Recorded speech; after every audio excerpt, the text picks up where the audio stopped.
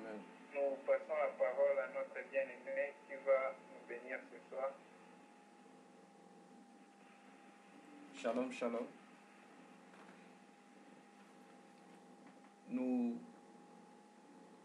allons prendre nos Bibles dans l'Évangile selon Jean. Nous lisons dans Jean chapitre 12, du verset 20 jusqu'au verset 28. Jean chapitre 12, du verset 20 au verset 28. Quelques Grecs du nombre de ceux qui étaient montés pour adorer pendant la fête s'adressèrent à Philippe de Bethsaïda en Galilée et lui dirent avec instance: Seigneur, nous voudrions voir Jésus. Philippe alla dire à André, puis André et Philippe le dirent à Jésus. Jésus leur répondit: L'heure est venue où le Fils de l'homme doit être glorifié. En vérité, je vous le dis, si le grain de blé qui est tombé en terre ne meurt, il reste seul.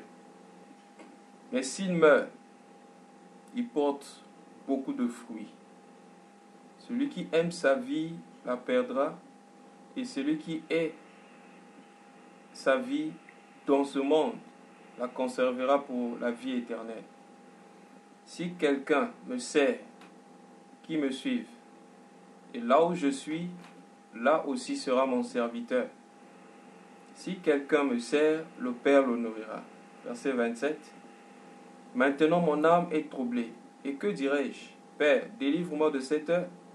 Mais c'est pour cela que je suis venu jusqu'à cette heure. Père, glorifie ton nom. Amen. Nous rendons grâce au Père pour le sous-thème introduit par notre bien-aimé Paul sur quand le Christ devient ma vie. Bien-aimé dans le Seigneur. Nous avions dit hier que le plus important dans cette dispensation, c'est comprendre le mystère de l'unité. Dans chaque dispensation, Dieu a agi de plusieurs façons et de plusieurs manières. En effet, le mot dispensation, c'est pas écrit comme ça, dispensation dans la Bible, mais c'est juste un mot qu'on utilise de parler de façon dont Dieu agit dans chaque période et dans chaque période et d'une façon donnée. L'apôtre Paul, écrivant et chrétien d'Éphèse, il dit là-bas que nous savons qu'il y a un seul Dieu qui est au-dessus de tous, qui parmi tous et qui est en tous. Nous savons tous que par rapport aux saisons, on s'habille bien aimé en fonction de la saison qu'il rencontre. Si aujourd'hui, par exemple, nous sommes en été et que tu portes les habits de l'hiver, bien aimé, ça va certainement te déranger, ça va certainement te déranger. Donc en hiver, on porte les habits de l'hiver, en été, on porte les habits de l'été. Parce que ces habits correspondent où nous sommes en train de passer. Voilà pourquoi aussi, en ce qui concerne notre vie, il est important de connaître la dispensation dans laquelle nous sommes pour ne pas frapper à côté. Nous voyons aujourd'hui, par exemple, dans l'Église, les gens font revenir la loi de Moïse, comme si nous étions en dessous de la loi. Et du coup, c'est comme si on ne savait pas ce qu'on était en train de faire. On prend une partie de la loi et on laisse une partie. Sous cette dispensation, bien aimé de vivre la loi. Même sous la loi, les Juifs eux-mêmes n'avaient pas pu accomplir toute loi. Bien aimé, dans la dispensation dans laquelle nous sommes aujourd'hui, nous devons savoir ce qui est important. Je me rappelle l'histoire d'un prof qui se devant les élèves, essayait de parler aux élèves, communiquer aux élèves, bien aimer la pensée de l'éternité. Et Comme c'était des élèves, il fallait que le prof prenne un exemple qui correspondait à leurs circonstances pour mieux communiquer la pensée de Dieu aux élèves. En effet, c'est comme ça que le Seigneur Jésus faisait. Le Seigneur Jésus prenait des exemples, comme on peut dire, il partait du physique pour expliquer ce qui est spirituel. Il prenait des exemples des choses connaissant pour expliquer ce qui était inconnu de nous. Alors, ce prophète levait devant les élèves. Il y avait un groupe d'élèves. Lorsqu'on a proclamé l'examen, tous y sont résultats. Et parmi ces élèves, il y avait 3 groupes. Il y avait ceux-là qui s'en foutaient carrément des leçons. Ils ne faisaient pas attention à ce qu'ils étudiaient à l'école. Quand ils sont allés voir les résultats, effectivement, ils avaient manqué l'examen. Mais parmi eux, il y avait aussi des gens qui se donnaient totalement aux études, qui travaillaient beaucoup. Mais seulement, en travaillant, ils ne portaient pas leur attention sur les matières de base, sur ce qui est essentiel. C'est vrai qu'ils travaillaient, ils ont beaucoup travaillé, mais quand on affichait les résultats, ces derniers aussi n'avaient pas réussi. Mais après, il y avait un troisième groupe. Ce troisième groupe-là, c'est des gens qui ont étudié les matières les plus importantes et ils ont réussi. Alors le prof explique que c'est comme ça que nous, bien-aimés, lorsque nous serons devant le Père, lorsque le Seigneur va nous remettre les couronnes, ou encore lorsque nous serons qualifiés pour l'éternité, pour être auprès de Dieu, il dit c'est de la même façon que les choses se passeront lorsque nous serons auprès de Dieu. Il y a des gens qui prient, qui vont dans les églises, qui écoutent la parole, mais mettre la parole en pratique, ce n'est pas leur problème. Ils ont les yeux fixés sur autre chose, ne s'occupent pas de la parole. Donc encore, les histoires de Dieu, c'est d'abord leur vie qui compte. Mais il y a aussi un autre groupe, des gens qui vont à l'église, des gens qui prétendent aimer Dieu, mais seulement qui ne font pas attention à l'essentiel. Vous vous rappelez de Marie et Marthe. Les deux étaient bien aimés dans la maison où Jésus se trouvait. Marie avait choisi la part, l'essentiel, la part qui ne serait pas ôtée. Marthe était occupée, bien aimée, à dire. Elle faisait beaucoup de choses. Et le Seigneur lui dit, Marthe, Marthe, tu es occupée à faire beaucoup de choses. Voici ce que Marie a fait. Et qu'est-ce que Marie a fait? Marie était connectée, elle était assise, elle était attachée, bien aimée. Voilà pourquoi.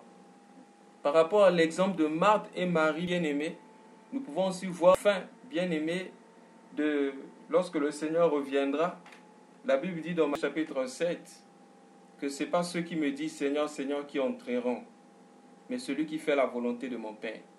Ceux qui viendront ce jour-là diront, Seigneur, n'avons-nous pas chassé les démons en ton nom? N'avons-nous pas prêché en ton nom? N'avons-nous pas posté des vidéos, des messages bibliques? N'avons-nous pas guéri des malades, prêché, etc.? Et je leur dirai ouvertement, éloignez-vous de moi, vous qui commettez l'iniquité. Donc, c'est des gens qui travaillent le Seigneur, c'est des gens qui étaient présents à l'église, mais c'est des gens qui ont manqué l'essentiel. Bien aimés.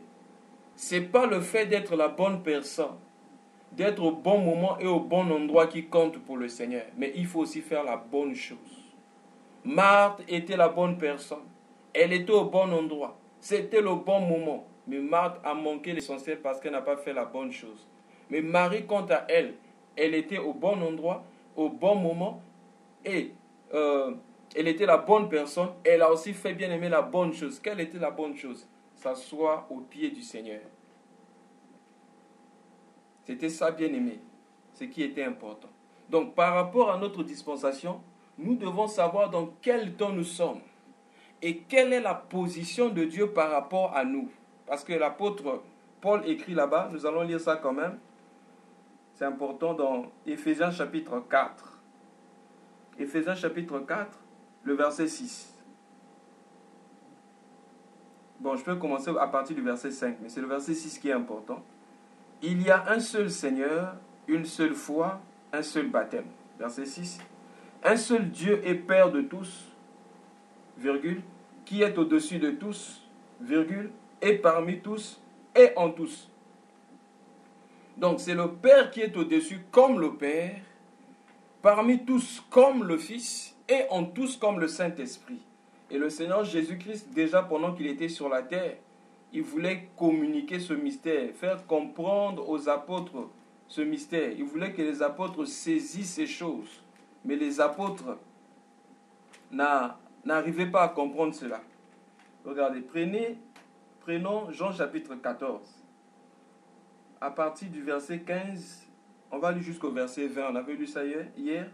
Si vous m'aimez, gardez mes commandements, et moi je prierai le Père, et il vous donnera un autre consolateur, afin qu'il demeure éternellement avec vous. L'esprit de vérité que le monde ne peut recevoir. Regardez bien. L'esprit de vérité que le monde ne peut recevoir, parce qu'il ne le voit point et ne le connaît point. Le Seigneur Jésus est en train de parler d'un esprit, mais il dit que le monde ne peut recevoir cet esprit parce que le monde ne le connaît point et le monde n'a pas vu l'esprit. Mais vous, vous le connaissez, car il demeure avec vous et il sera en vous. Maintenant, le Seigneur explique, je ne vous laisserai pas orphelins. Parce que pour être orphelin, il faut perdre un parent, il faut perdre un père. Mais lui, il dit, je ne vous laisserai pas orphelin, mais je viendrai à vous encore un peu de temps. Le monde ne me verra plus, mais vous me verrez, car je vis, et vous vivrez aussi. Ça, c'est très important. Le Seigneur dit que il demeure avec vous, c'est-à-dire que c'était là le Fils qui était au milieu d'eux, mais après il dit qu'il sera en vous. Donc nous comprenons que c'est la même personne. Maintenant ici, quand il avance un peu, il parle maintenant le langage comme si c'était lui qui... Il parle maintenant le langage comme si c'était le Père qui parlait. Il dit, je ne vous laisserai pas orphelin. Verset 19. Il dit, encore un peu de temps, le monde ne me verra plus. Mais vous, vous me verrez, car je vis et vous vivrez aussi. Donc le Seigneur était en train d'expliquer ceci, que le monde a connu Jésus dans la chair. Le monde a vu Jésus-Christ marcher à Jérusalem. Maintenant, il dit que lorsque l'esprit de vérité viendra, c'est-à-dire cette vie, lorsque la vie va pénétrer en vous, vous serez capable de me voir. Voilà pourquoi l'apôtre Paul dit, si certains avaient connu Jésus selon la chair, mais en ce temps-ci, nous ne connaissons pas Jésus selon la chair. C'est-à-dire que nous ne cherchons pas un Jésus imaginaire qui va apparaître sur un mur, comme je l'ai vu. Ça s'est passé au Cameroun. On dit que Jésus était apparu sur un mur, donc les gens vont dans cette maison-là, ils vont s'agenouiller devant le mur. On cherche un Jésus physique. Nous ne connaissons pas Jésus selon la chair. Mais maintenant, dans cette dispensation, pour être capable de voir Jésus, il faut recevoir la vie. Remarquez, regardez, on continue. Il dit, en ce temps-là, il dit, un peu de temps je vais m'en aller, le monde ne me verra plus. C'est-à-dire, il parle de sa mort. Sa mort et sa résurrection, c'est-à-dire que le Seigneur est parti.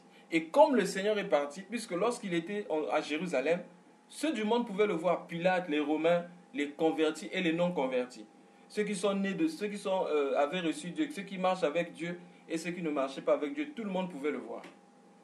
Mais dans cette dimension-là, il dit que maintenant pour me voir, il faut avoir la vie. C'est ce qu'il explique. Il dit, mais vous, vous me verrez, car je vis et vous vivrez. Il ne dit pas que, car je vis et vous vivez maintenant. Non, non. Vous vivrez, c'est-à-dire que vous aurez la vie lorsque le Saint-Esprit viendra. Verset 20.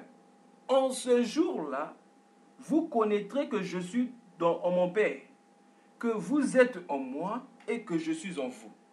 L'apôtre Paul, le Seigneur explique ici que pour comprendre le mystère de l'unité, le mystère de Dieu vivant dans l'homme, ce n'est que le Saint-Esprit qui peut faire cela dans notre vie.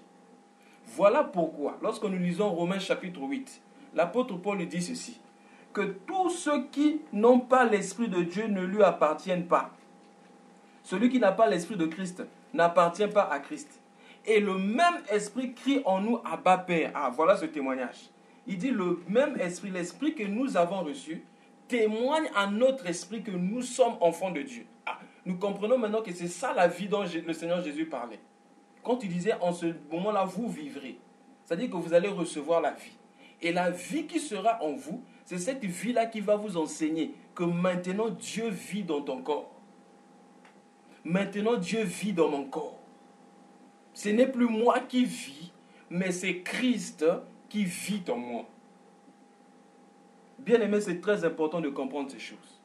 Quand j'ai lu ce passage, je me suis dit qu'il y a beaucoup de choses que je dois comprendre, que je n'ai pas encore compris. Puisque la Bible dit c'est en ce moment-là, lorsque nous allons recevoir la vie. Donc si j'ai vraiment reçu la vie de Christ, la vie dans le Saint-Esprit, je dois être capable, en mesure de connaître, bien aimé, ce mystère qui parle de l'unité. Dieu en moi et moi en Dieu. Parce qu'avec mon intelligence, c'est impossible. Je ne pourrai pas comprendre cela. Mais avec l'intelligence de Dieu, l'intelligence que donnera le Saint-Esprit, je serai en mesure de comprendre cela. Et c'est ce que le Seigneur Jésus dit dans Jean chapitre 16. Il dit, quand le Saint-Esprit viendra, il vous enseignera toutes choses. Jean chapitre 16, à partir du verset 12, je vais lire jusqu'au verset 16. Jean 16, 12 à 16. J'ai encore beaucoup de choses à vous dire, mais vous ne pouvez pas les supporter maintenant. Quand le Consolateur sera venu, l'Esprit de vérité, il vous conduira dans toute la vérité, car il ne parlera pas de lui-même, mais il dira tout ce qu'il aura entendu et il vous annoncera les choses à venir. Verset 14. Il me glorifiera parce qu'il prendra de ce qui est à moi et vous l'annoncera. Tout ce que le Père a est à moi. C'est pourquoi j'ai dit qu'il prendra de ce qui est à moi et qu'il vous l'annoncera. C'est-à-dire qu'il prendra de ce qui est au Père et il va annoncer maintenant à l'Église. Verset 16. Encore un peu de temps et vous ne me verrez plus. Et puis encore un peu de temps, vous me verrez. Parce que je vais au Père. Il parlait, bien aimé, de la même chose. Quand le Saint-Esprit viendra, il nous annoncera toutes choses. C'est lui qui va nous enseigner. Voilà pourquoi Jean, l'apôtre, dit, vous avez reçu l'onction. L'onction qui est en vous vous enseignera toutes choses. Le Saint-Esprit en nous, bien-aimés, vient dans notre vie pour nous enseigner. Qu'est-ce que le Saint-Esprit veut nous enseigner? La première des choses, le Saint-Esprit veut nous enseigner que Dieu est notre Père. Ensuite, il est notre Père. Ce n'est plus un Dieu éloigné, mais c'est le Dieu qui vit en nous. Voilà pourquoi je suis contre les chansons des gens qui chantent « Oh Dieu, tu es où ?» Oh, bien-aimé, dans cette dispensation, laisse Élie dire « Dieu, tu es où ?» Parce que Dieu était éloigné. Laisse David dire ça. Mais dans cette dispensation, Dieu, bien-aimé, Dieu vit dans nos cœurs. Dans cette dispensation, on ne va pas chercher Dieu à l'église. Mais Dieu est là dans nos cœurs. Je ne dis pas d'aller à l'église, parce que la communion fraternelle est de beaucoup. La communion fraternelle est très importante. Mais je suis en train de dire que Dieu n'est plus éloigné. Parce que lorsque Jésus est mort à la croix, le rideau qui séparait le lieu saint du lieu très saint s'était déchiré en deux. Et il a dit, quand il a dit, tout est accompli. Donc maintenant, tout le monde peut connaître Dieu. Maintenant, bien aimé, par le Saint-Esprit témoigne à notre esprit que nous sommes enfants de Dieu. Oh, bien aimé dans le Seigneur. C'est des choses que nous devons connaître en ce temps-ci. Et si nous avons bien aimé la révélation de ces choses, si nous comprenons ces choses, bien aimé, nos vies chrétiennes ne seront plus les mêmes. Aujourd'hui, il y a certains chrétiens à qui, par exemple, quand on demande « Est-ce que tu es sauvé ?», ils ne savent pas s'ils sont sauvés ou pas. Quand on pose la question « Est-ce que tu as le Saint-Esprit ?», ils ne savent pas s'il a le Saint-Esprit. Oh non, je ne sais pas. Bien aimé dans le Seigneur. Il est temps que nous puissions, bien aimé, connaître ces choses. Car, bien aimé, ces choses sont à nous. Vous me verrez parce que vous vivrez. Vous me verrez parce que vous vivrez. Mais bien aimé, comment maintenant recevoir cette vie? Parce que, comme le bien-aimé avait introduit, notre sous-thème c'est quand le Christ devient ma vie. Pour recevoir cette vie, je ne vais pas revenir encore sur ce que le bien-aimé avait déjà dit ce jour-là. Pour recevoir cette vie, il faut aller auprès de celui qui donne la vie. Alors, pour aller auprès de celui qui donne la vie, comment maintenant faire? C'est ce que nous allons essayer de toucher aussi aujourd'hui. Dans Jean chapitre 12, je vais encore relire à partir du verset 28. Quand les Grecs, du nombre de ceux qui étaient montés pour adorer pendant la fête, quelques Grecs, du nombre de ceux qui étaient montés pour adorer, s'adressèrent à Philippe ensuite Philippe s'est adressé à André, et André et Philippe sont partis voir le Seigneur pour dire que les Grecs voulaient le voir. Alors le Seigneur Jésus dit ceci: ok, vous voulez me voir, d'accord, vous allez me voir. Mais pour me voir, il y a une condition. C'est ce qu'il dit au verset 23. Jésus leur répondit que l'heure est venue où le Fils de l'homme doit être glorifié. En vérité, je vous le dis, si le grain de blé qui est tombé à terre ne meurt, il reste seul. Mais s'il meurt, il y a beaucoup de fruits. Celui qui aime sa vie la perdra, celui qui est dans ce monde la conservera pour la vie éternelle. Si quelqu'un me sert, qui me suive, et là où je suis, là aussi sera mon serviteur. Si quelqu'un me sert, le nourrira. Le Seigneur était en train d'expliquer ici. Il dit, ok, vous voulez me voir, d'accord. Dispensation bien-aimée. Dans cette dispensation, pour voir Jésus, il fallait se déplacer, quitter là où ces gens-là, les Grecs étaient. C'était des Juifs, des Hellénites. C'était des Juifs d'un côté grec. Généralement, ils avaient l'habitude de venir. Il y avait des Juifs grecs. Il y avait aussi les Grecs qui avaient cru au Seigneur, disons au Dieu qui venaient souvent, qui montaient à Jérusalem lorsqu'il y avait des grandes fêtes. Ces gens venaient adorer. Le Seigneur Jésus dit, ok, si vous voulez me voir, voici le chemin à suivre. Voici le chemin à suivre. Il dit, si le Seigneur Jésus explique maintenant le principe pour venir à lui, pour le voir, capable de le voir. Parce que pour le voir avant, il fallait simplement se déplacer d'une ville à une autre, aller à Jérusalem pour voir Jésus. Mais en ce temps de la fin, c'est dans cette dispensation, on peut aussi voir Jésus. Mais pour voir Jésus, il ne s'agit pas de se déplacer, aller en Israël comme certains le font. J'ai vu un groupe de gens qui avaient quitté le Congo pour Jérusalem. Ah, ça c'est devenu un business. Hein. Plusieurs personnes derrière Jérusalem Tour, c'est-à-dire les gens qui vont en pèlerinage à Jérusalem. J'ai vu des gens qui bien aimés, qui faisaient l'intercession dans la tombe, là où Jésus était ressuscité. Ils ont dit, ils étaient même avec un homme de Dieu, dont le nom, ils étaient là en train d'intercéder. C'est là où le Seigneur a été ressuscité. Et comme je suis en train de prier ici, c'est que le ciel va s'ouvrir. La puissance de la ressuscité, vos problèmes, vous serez tous guéris. Bien aimés. Jésus n'est plus là-bas. Le tombeau est vide. Il n'est pour voir Jésus, il ne faut pas aller à Jérusalem. Jésus n'est même plus, même aussi dans le mur de lamentation. Il n'est pas là-bas, bien aimé. Pour voir Jésus ici, voici, bien aimé, voici les conditions. Le Seigneur Jésus dit ceci, pour me voir, parce que lorsque les Grecs sont venus, bien aimé, le temps était arrivé pour lui de quitter ce monde.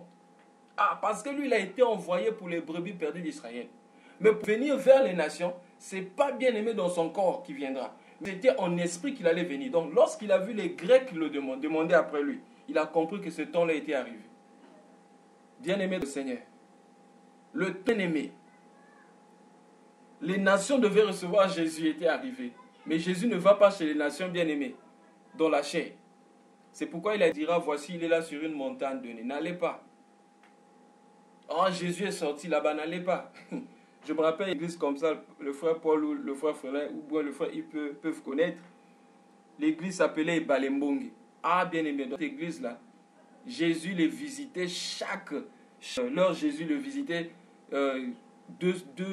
une fois par mois. Non, 2 fois par mois. Ils partaient, ces gens-là jeûnaient, après le jeûne bien-aimé. Tous partaient sur une montagne. Oh non, Jésus va apparaître aujourd'hui. Or, le pasteur avait un neveu qui était métis. Donc le neveu mettait les draps blancs sur le corps, il partait sur la montagne et ces gens-là commençaient à prier. Pendant qu'ils priaient, ils priaient, ah, Jésus vient de bien. Son neveu là sortait et il croyait que c'était Jésus qui sortait. Ah, nous on va croiser Jésus sur la montagne. Bien aimé. Il avait ça pendant un bon moment. Or, parmi les frères, il y a un frère qui était tombé, bien aimé, c'est sur l'histoire de la lutte de Jacob. Or, ce frère footballeur, quelqu'un qui court beaucoup, qui était fort, bien aimé. Qu'est-ce qui s'est passé? Ce frère a lu Jacob, quand Jacob avait maîtrisé cet homme, et qui a dit à cet homme, je ne te laisserai pas partir si tu ne me bénis pas. Ah, ce frère-là avait décidé. Il dit, moi je dois expérimenter ce que Jacob avait expérimenté. Alors ce frère était allé se placer sur la première ligne. Dès qu'on a dit, Jésus est là, agenouillez-vous, prosternez-vous, commencez à adorer, que personne ne bouge. Ce frère a dit, jamais, moi je suis violent. La Bible dit que le royaume de Dieu appartient aux violents. Ce frère a commencé à courir vers leur Jésus. Bien aimé, Jésus a commencé à fuir. Ce frère courait derrière Jésus. Comme c'est un frère qui est footballeur, certainement il était défenseur, bien aimé, il a taclé leur Jésus. Jésus est tombé par terre. Il dit, mais ce frère, il est courageux, comment il peut tacler Jésus comme ça? Il a maîtrisé le regard comme ça. Oh, Narcisse, c'est toi. Oh, ils ont compris que c'était le neveu du pasteur. Bien aimé, il y a plusieurs choses comme ça, plusieurs manipulations comme ça. Oh, Jésus est sorti ici, Jésus est apparu ici. Bien aimé, si tu veux voir Jésus en ce temps-ci, voici les conditions que le Seigneur nous donne. Quelles sont les conditions? Il dit, si le grain qui est à terre ne tombe, ne meurt, il reste seul. Mais s'il meurt, il porte beaucoup de fruits. Qu'est-ce que l'apôtre Paul voulait expliquer ici? Que si tu veux voir Jésus, il faut d'abord tomber par terre. Le mouvement de tomber par terre, c'est l'humilité. Bien aimé, on peut bien aimer accepter l'humilité, devenir humble, sans accepter la mort. Mais il faut que bien aimé, les deux mouvements s'accomplissent dans notre vie pour porter des fruits. Le premier mouvement, c'est d'abord tomber à terre. C'est-à-dire que tu acceptes de descendre, tu acceptes de t'humilier. Mais après avoir accepté l'humilité, il faut aussi accepter de mourir. C'est-à-dire tuer le moi. Ah, bien aimé, pour porter de fruits, bien aimé, si le grain reste seulement à terre, il n'y aura pas de fruits. Mais il faut que le grain pénètre, il faut que le grain aille, bien aimé, dans la terre, afin que le grain porte fruit. Il faut que le grain meure. Et bien aimé, si nous voulons voir Jésus aujourd'hui, ce n'est pas le Jésus que les gens connaissaient qui marchait à Jérusalem. Non. Ah, c'est le Jésus que l'apôtre Paul a croisé sur le chemin de Damas. Et celui-là, bien aimé, c'est celui-là qu'on voit, bien aimé, avec les yeux du cœur. Ce n'est pas avec les yeux physiques. Ne cherche pas à voir Jésus avec les yeux physiques. Tu verras un autre Jésus. Mais le véritable Jésus, bien aimé, que nous devons voir en ce temps de la fin, c'est le Jésus qu'on voit avec l'œil du cœur. Et pour que l'œil du cœur s'ouvre, il faut la crucifixion du moi. Il faut accepter que le moi meure pour le voir. Et la Bible dit que celui qui me sert, si quelqu'un me sert, qu'il me suive. Et là où je suis, là aussi sera mon serviteur. Si quelqu'un me sert, le Père l'honorera. J'aimerais qu'on touche aussi quelque chose au verset 27. Il dit, maintenant mon âme est troublée. Que dirais-je? Père, délivre-moi de cette heure. Bien-aimé, quand ton âme est troublée, à cause des gens bien-aimés insupportables autour de moi, quelle est la prière que toi tu fais? Quelle est la prière que moi je fais? Seigneur, tue ces gens. Comme aujourd'hui on prie contre les sorciers, tue ces gens. Enlève ces gens bien-aimés, enlève ces gens de mon côté. Enlève ces gens de ce travail parce que ces gens me dérangent. Sépare-moi de telle personne. Il dit non, c'est pas comme ça que je ferai. Mais c'est pour cette heure, pour cela que je suis venu jusqu'à cette heure. Bien-aimé, la véritable délivrance que Dieu opère dans cette dispensation. Dans la dispensation de la loi, David pouvait prier contre ses ennemis. Enlève-les sur la terre. Que celui qui cherche à me combattre pèse, que celui-là se croise, que celui-là meure. Bien-aimé, en ce temps de la fin, Dieu ne va pas enlever celui qui te détruit extérieurement. Dieu ne va pas enlever, bien-aimé, celui-là qui te dérange par rapport à l'extérieur. Celui-là qui te dérange, celui-là comment on appelle ça? Voilà, celui qui te dérange par rapport à l'extérieur. Mais Dieu va enlever dans ton cœur ce qui fait que tu sois dérangé à cause de ce que cet homme-là te fait. Je vais prendre un exemple. Dans la Bible dit que Dans la Bible, on voit l'histoire de Anne. Anne, la maman de Samuel. On dit d'elle que cette femme était stérile.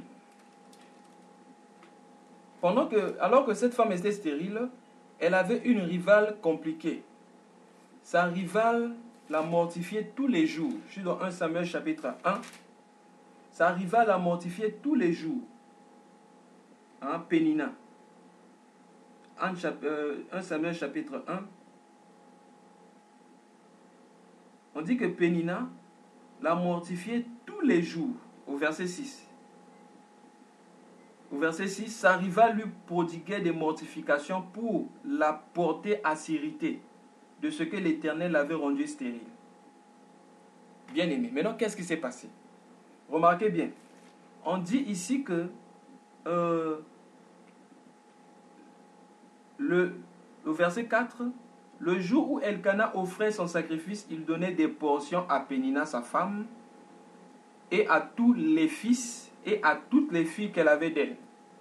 Donc, quand on parle de tous les filles et tous les fils ici, ça veut dire que Pénina avait au moins 2 fils et au moins 2 filles, sinon plus. Si on peut bien aimer calculer le temps que Anne a vécu étant stérile avant d'avoir Samuel, on peut arrondir ça autour peut-être de 10 ans et plus. Certainement, lorsque Anne partait prier, Anne priait contre Pénina. Comme aujourd'hui, cela se passe dans les églises. Anne priait que Dieu lui donne un enfant pour que la bouche de Pénina se ferme. Bien aimé, il nous arrive de prier comme ça.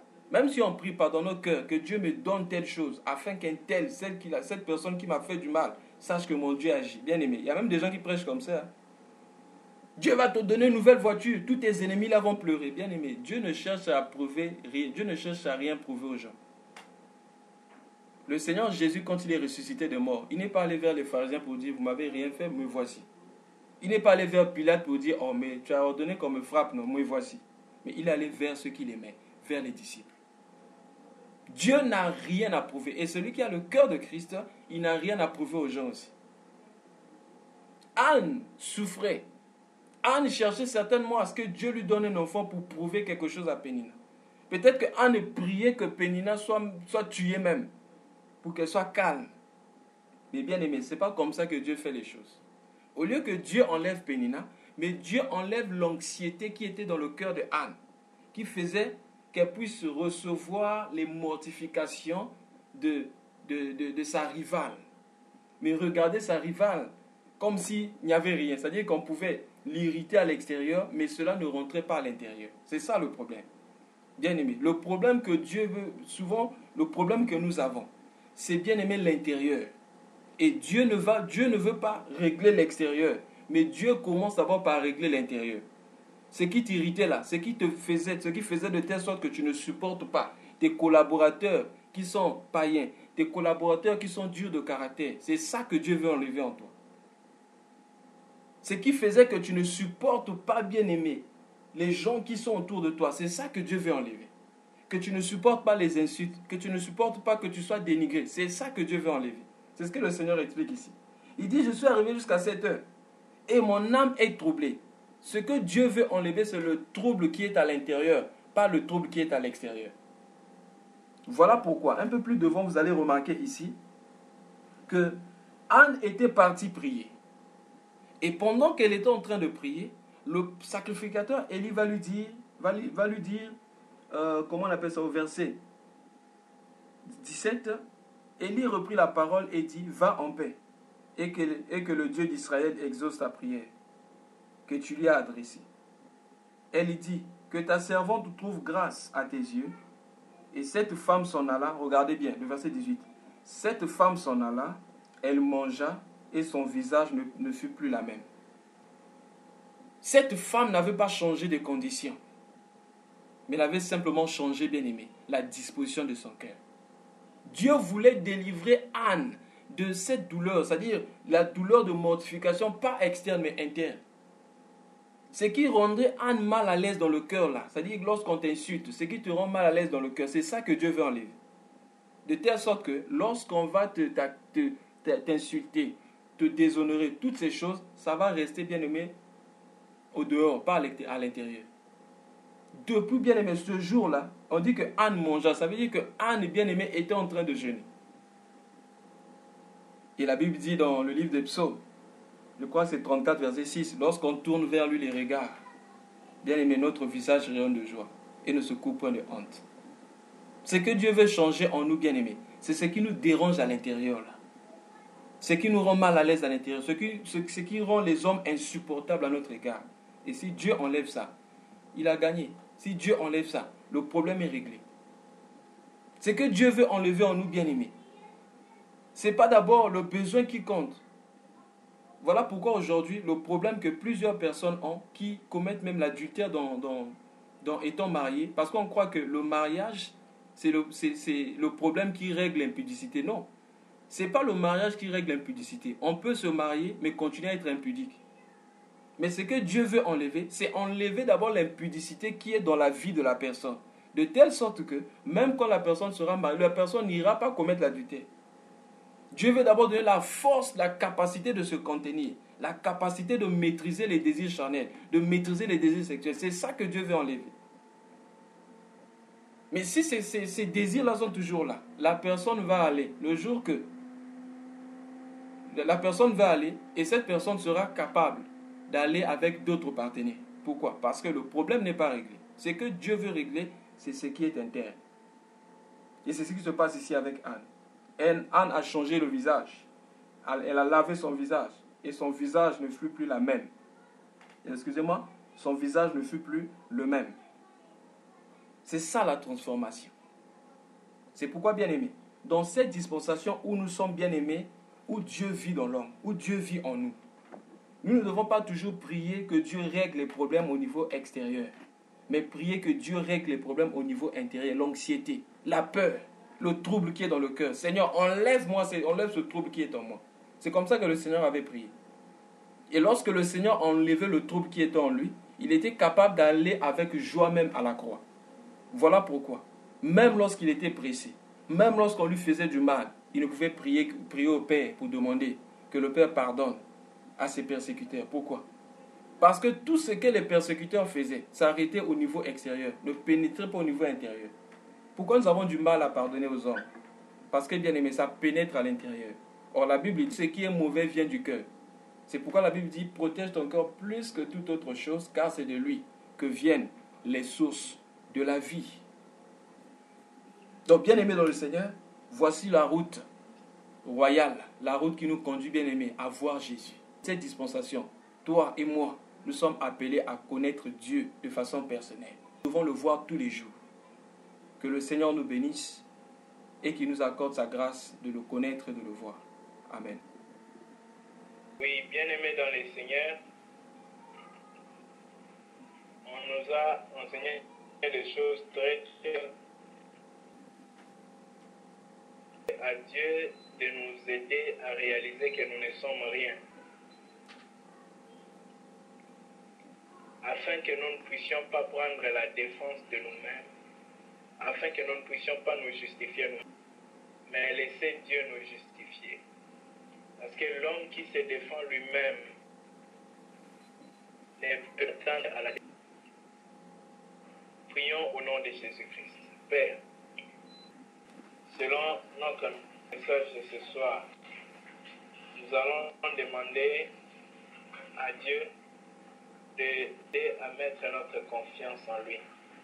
Lorsque Jésus était troublé, la Bible nous explique sa réaction. Il dit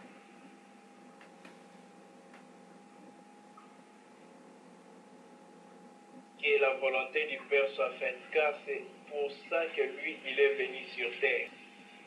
C'est ainsi que dans Hébreu, on revient encore pour dire que tu n'as voulu ni sacrifice ni holocauste, mais tu m'as formé encore dans ce corps pour faire ta volonté. Bien-aimés, nous allons prier le Seigneur, afin que nos vies trouvent la peine, le goût de faire la volonté de Dieu. Le goût, bien-aimé, la joie, la longitude dans le cœur de faire ce qui est agréable à Dieu. Prions au nom de Jésus-Christ. Mais nous allons prier pour demander à Dieu de nous aider afin de faire de Dieu trouve comme priorité, faire de cela une priorité dans nos vies. Il a dit à Marthe, tu t'inquiètes de beaucoup de choses, une seule chose est nécessaire. Et c'est Marie qui a choisi la bonne part qui ne lui sera point ôtée. Et la bonne part, c'était de s'asseoir et de prêter attention à la vie du Seigneur. C'est le Seigneur Jésus qui a dit que cela est la seule chose qui est nécessaire. Nous allons prier pour que le Seigneur nous aide, bien-aimés, à faire de lui le premier dans nos vies, à le suivre et à l'écouter. Car on ne peut pas le suivre si on ne l'écoute pas. Prions au nom de Jésus-Christ. Père, il est bien-aimé qui a quelque chose à dire pour nous édifier.